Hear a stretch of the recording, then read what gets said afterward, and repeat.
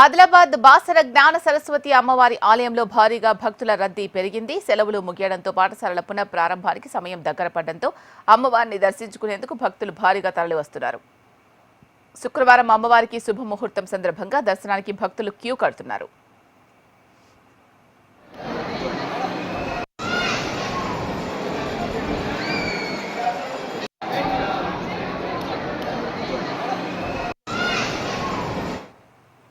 స్కూళ్ల reopen కు సమయం దగ్గర పడుతూ ఉండడంతో తల్లిదండ్రులు తమ చిన్నారులకు అక్షరాభ్యాసం చేయించేందుకు ప్రత్యేక పూజలు చేస్తున్నారు. కాగా ఒకే రోజు భక్తులు పోటెత్తడంతో అమ్మవారి దర్శనానికి 2 గంటల సమయం పట్టే అవకాశం ఉన్నట్లు తెలుస్తోంది.